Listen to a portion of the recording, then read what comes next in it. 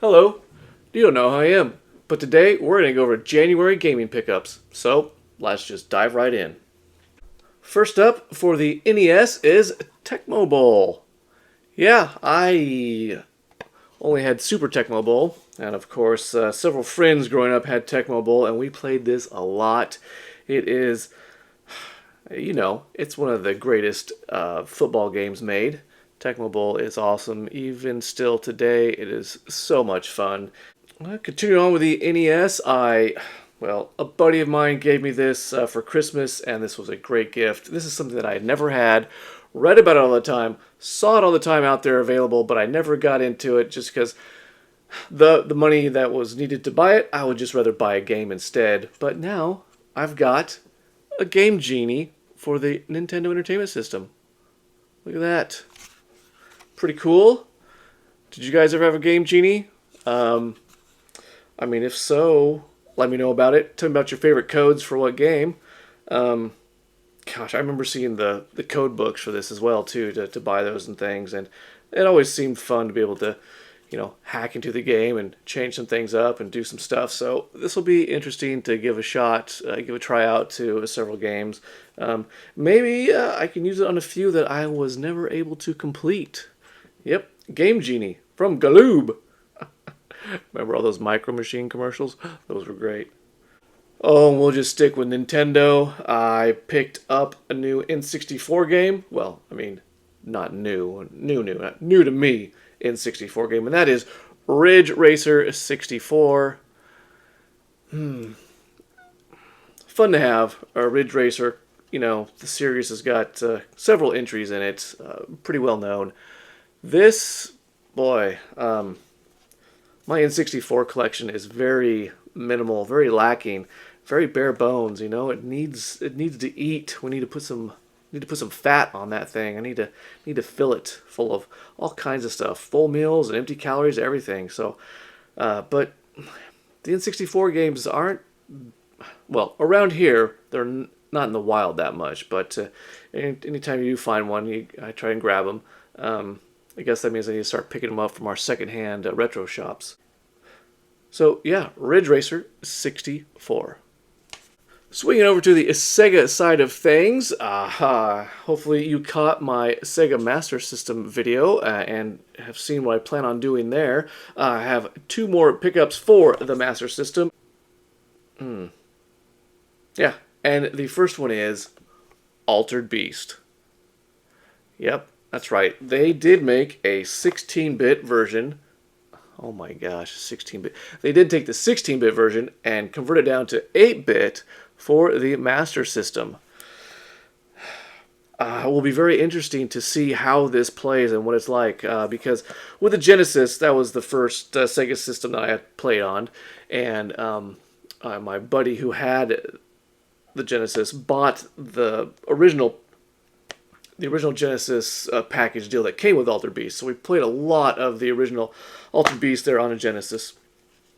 So I have pretty good fond memories of that. So we'll see what it feels like playing the 8-bit style of Altered Beast. You see we got the full meal, everything here. Good for the collection as we look to try and grab all of the North American releases for the Genesis.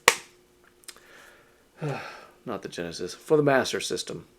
And then, like I said, if you did watch the video, you also did see that I was able to pick up Super Tennis here, the Sega card. So, if you didn't see that, I'll show you what the Sega card is. They are these small little cards like this that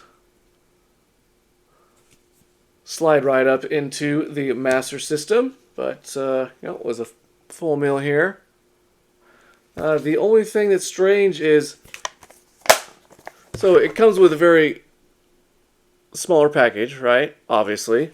But on the inside, I don't know, maybe I'm missing something else. Because on the inside, when you try and put the card in here, all right, look at that. It doesn't stay. So maybe there was a secondary container for this, secondary holder or something to put in here. So I've got to find a way to keep that in there safely and we'll be able to do that. We can figure things out. Moving on up to PlayStation 3, I've got a couple which are older PlayStation 3 games, but ones you always saw but never picked up, and then realized I needed to get them, and then finally I see them again and do grab them. And that is Mercenaries 2. Here we go. Which one is this called? World in Flames. And it's a beautiful full meal here. Look at all that goodness. But Mercenaries 2, gosh, I remember hearing about this when it first came out and then never getting a chance to pick it up. Oh, and then it was great to see this out in the wild and grabbed it. That was a Brutal Legend. I remember, wasn't there a demo for this? I think I remember playing the demo quite a bit. And then, again, it became one of those things that just never ended up grabbing at the time. But I've been able to find it because, still luckily for us right now, PS3 games are pretty inexpensive if you do want to start collecting those. Yeah, that generation of the PS3 and 360 is still relatively new enough not to be quite too retro, but it's at the brink of, man, it's getting close to really old. Brutal Legend. Battle through a heavy metal fantasy world. Sure. Oh, and we got PS4 pickup. One of our trips at one point to GameStop for some random, just to see what they've got. I was able to grab a Northgard copy. No, don't know anything about this one. Hopefully it is, but adds another piece to the PS4 collection, and that is looking nice and fat. No need to trim that at all either. Keep that going. My good buddy who got me the Game Genie also got me a PS5 game because he bought himself one in the bot and then got me one as well, so we could at some point play this online together, and that is D&D Dark Alliance. That's all. I don't know anything about it. Dark Alliance, D&D. Evidently, you can party up online and have some fun. Even if it's not the best of a game, it can be a lot of fun when you're having a good time with someone that you know. Oh, that's right. We have a package. So let's get into the package. See what that is. I believe I know what it is. That's a lot of tape. Aha! Much better. Yes! Great! Like I said, we're collecting up the Master System game for North America, and here is another one. We got the 2 Mega Power Bomber Raid. This is in a different style of box. This is in a black box. So this must have been maybe released a bit later on in the Master System life, for the black box to go along with the Genesis black boxes. But oh, there we go. Look at that. Everything's there. Got ourselves another add to the Master System collection, tab and all. How about that? Bomber Raid from Activision, which I'm looking on the back. This looks like a great, maybe a shmup. So, oh yeah, this is going to be a lot of, I'm guessing this is going to be a lot of fun to play. And yeah, we'll eventually talk about it too. And then I have 2 great book editions for the collection.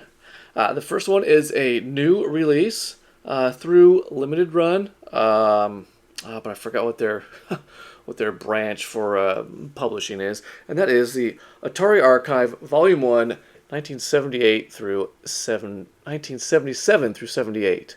And it's Press Run. Limited Run publishing side is Press Run.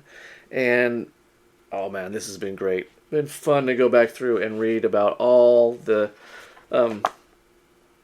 games and all releases for the Atari from 77 to 78, and just hear about things that are happening behind the scenes, and seeing some box art. Very cool. So yeah, so if you like, these kind of books and like the history about stuff, the Atari Archive, so far, so good. Well worth it.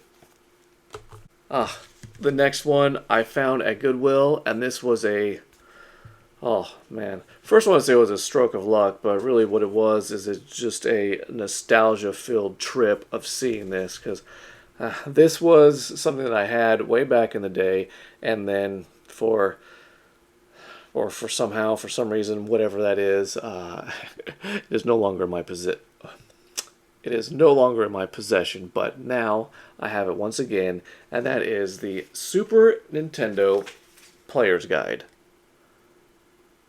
Oh man, these player guides, just like the original Nintendo Player Guide, which oh god, I still need another copy of that. I love that one. This is brings back so many memories as it talks about all these early games that were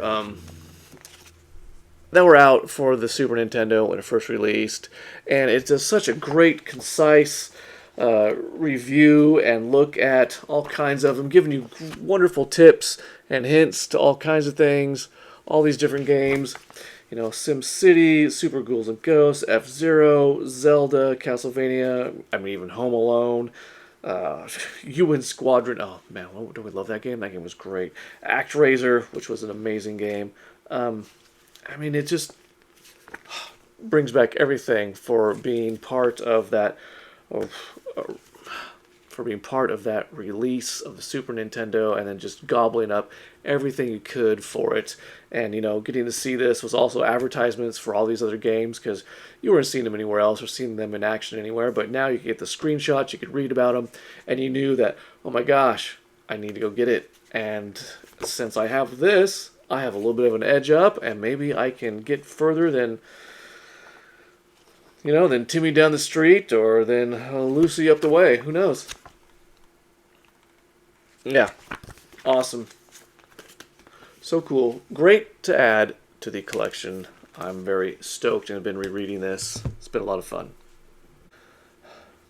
Yeah, and there we have it. That is what I was able to pick up in January for the collection of all kinds of things, with still a focus being on the Master System, and I'm getting ready to do one of the first videos for kind of into how we're going to maybe do that, with reviewing a couple of the games and seeing what we have, and hopefully everybody will be along with me on the way for the journey of collecting all the North American Master System games. But other than that, a lot of solid pickups here.